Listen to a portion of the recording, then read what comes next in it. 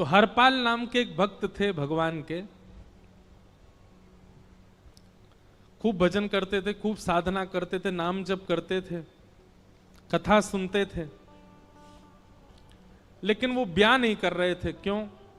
उनकी इच्छा थी कि जैसा मैं भजन करता हूं, जैसी मेरी भक्ति है, जैसा मेरा भाव ठाकुर जी के प्रति है, ऐसी कन्या मिले तो मैं ब्याह करूंगा, नहीं तो जीवन भर ऐसे ही रहूंगा। तभी उनके किसी रिश्तेदार ने आकर के बताया, बोले तेरे लायक कन्या मिल गई मुझको। तो हरपाल जी बोले क्या क्या गुण है उस कन्या का? बोले उस कन्या ने शर्त रखी है, मैं उसी से ब्याह करूंगी जो रोज 1000 संतों को प्रसाद पवाता हो। हरपाल जी बोले अब तो मुहूर्त भी नहीं निकलवाना, कल ही ब्याह करवा दो मेरा। ऐसी कन्या से तो मैं बिना मुहूर्त के ब्याह करूं। मुहूर्त उसके संग देखा जाता है जिसके संग यह संकोच हो या फिर यह दुविधा हो कि पता नहीं जीवन कैसा चलेगा, इससे तो मुझे भरोसा है बढ़िया जाएगा मेरा जीवन, इसी से ब्याह करा दो। कन्या ने शर्त रखी, हरपाल जी हम आपसे ब्याह तो कर रहे हैं पर हमारी शर्त मंजूर है ना, रोज 1000 संतों को प्रसाद पवाना पड़ेगा। बोला मैं निश्चित करूंगा, आप ब्याह कर लो। और ब्याह हो गया। हरपाल जी रोज 1000 महात्माओं को प्रसाद पवाते। प्रसाद पवाने का संकल्प लिया तो जितने आए सबको बैठाने की जिम्मेवारी उसकी। तो हरपाल जी ने नियम ले लिया, रोज 1000 महात्माओं को भोजन कराते। अब 1000 की जगह कभी कभी 1200 भी हो जाते, 1300 भी हो जाते, 1500 भी हो जाते। लेकिन हरपाल जी करते कुछ नहीं थे, कमाई का कोई जरिया नहीं था, केवल दादा परदादाओं की पुश्त से जो उनके पुश्तैनी धन था उसी को ही खर्च करते जा रहे थे। 1 साल तक बढ़िया चला, 1.5 साल बढ़िया चला, लेकिन 1.5 साल बाद धीरे धीरे धन खत्म होने लगा। जैसे ही धन खत्म होने लगा हरपाल जी बड़ी चिंता में आ गए, क्या करें। पत्नी को नहीं बताते थे, क्यों? बोले इससे तो शर्त लगी, इसको क्यों बताऊं अपना दुख, इससे तो शर्त मेरी यही शर्त थी कि रोज 1000 संतों को भोजन कराना। तो हरपाल जी ने बाहर जाते और दुकानदारों के यहां से जाकर के कर्जा लेने लगे। वो पुराने संपन्न थे तो किसी ने कर्जा देने से मना भी नहीं किया, सब देने लगे, बोले ले जा। इतना कर्जा कर लिया, 6-7 महीने तक कर्जे में भी उनके संत सेवा बंद नहीं हुई। 6-7 महीने बाद मांगने वालों ने मांगना शुरू किया, बोले हमारा दो, हमारा दो, हमारा दो। किसी का नहीं दे पाए तो पूरे नगर में ये हो गया कि भैया हरपाल जी अब पहले जैसी स्थिति में नहीं है, कर्जा इनको देना बंद करो, ये देते ही नहीं है पैसा लौटा करके। सब बिगड़ने लगा, धन नष्ट हो गया, इज्जत चली गई, लेकिन उनकी संत सेवा नहीं रुकी, रोज संत सेवा करते। एक दिन मन में विचार करने लगे अब क्या करूं, अब तो मुझे कोई कर्जा भी नहीं देता, गहने भी सारे बिक गए, धन भी सारा खत्म हो गया। तो हरपाल जी ने मन बनाया कि मैं चोरी करूंगा। आप लोग मत करना ऐसा, चोरी करूंगा। हरपाल जी चोरी करने जाने लगे, लेकिन हरपाल जी का नियम था कि वो किसी के धन की चोरी नहीं करते थे। संपन्न लोगों के घर में जाते थे और उनकी रसोई घर की सामग्री चुरा लाते थे, चीनी, दाल, आटा, चावल, मूंग, नमक, मिर्च, ताकि भंडारा हो जाए सवेरे। इस प्रकार महाराज चोरी होने लगी। एक घर की हुई, 2 घर, अब तो हल्ला होने लगा। बोले कि घरों की सामान राशन चोरी हो जाता है। वो बड़ा विचित्र चोर है, धन नहीं चुराता है, राशन चुरा के भागता है। ऐसी चोरी होने लगी महाराज। अब तो लोगों ने अपने अपने घरों में पहरेदारी शुरू कर दी कि चोरी ना हो। तो हरपाल जी को और दिक्कत होने लगी, क्या करें, कैसे करें। धीरे धीरे हरपाल जी इस स्थिति में आ गए कि अब संपन्न लोगों के यहां उन लोगों को ढूंढते जो ना कभी संत सेवा करते ना वैष्णव सेवा करते, और उन लोगों के यहां जाकर के थोड़ा बहुत धन चुरा लेते, स्वर्ण चुरा लेते। करना कुछ नहीं, अपना घर नहीं बनाते थे, बसाते थे, संत सेवा करते थे। ठाकुर जी रीझ गए हरपाल से। ठाकुर जी बोले देखो ये सब चोरी कर करके और मेरे संतों को पवा रहा है। ठाकुर जी बोले इस पर अनुग्रह करने जाना है।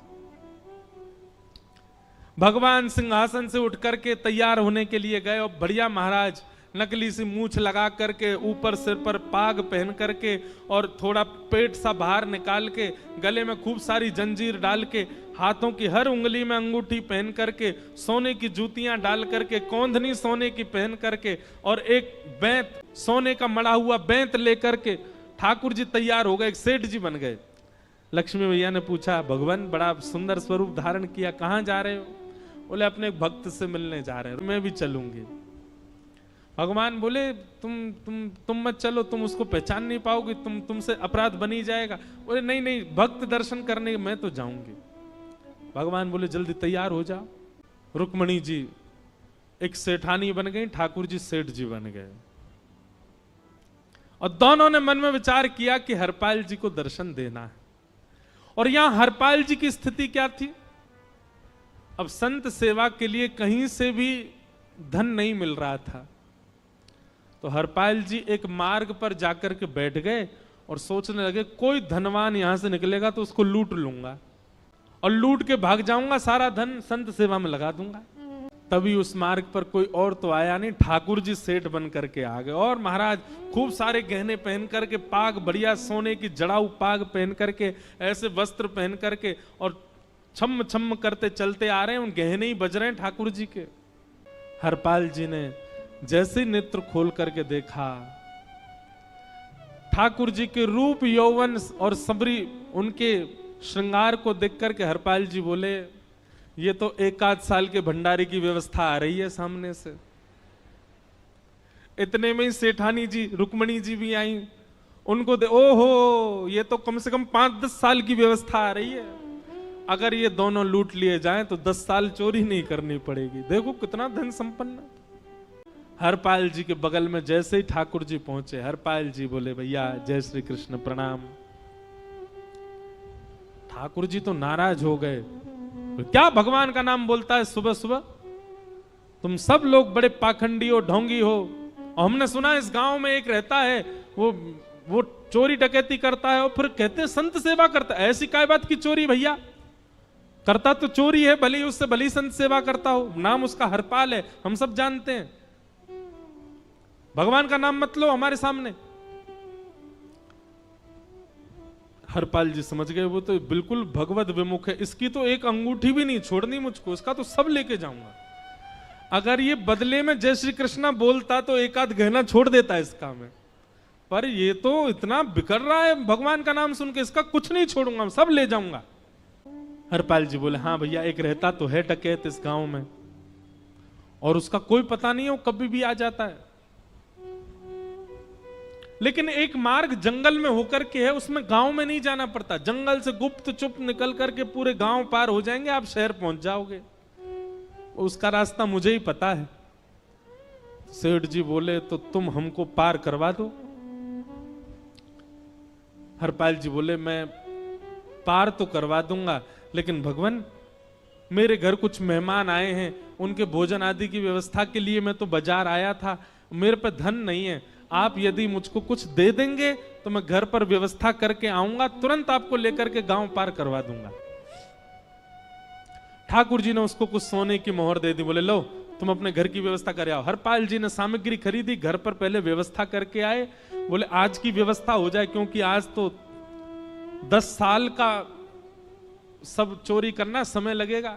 पत्नी से कहा भोजन प्रसादी बनाओ, संतों को पवाओ, संत पूछेंगे मैं कहां है तो कहना कि आप लोगों की 10 साल की व्यवस्था करने गए आज।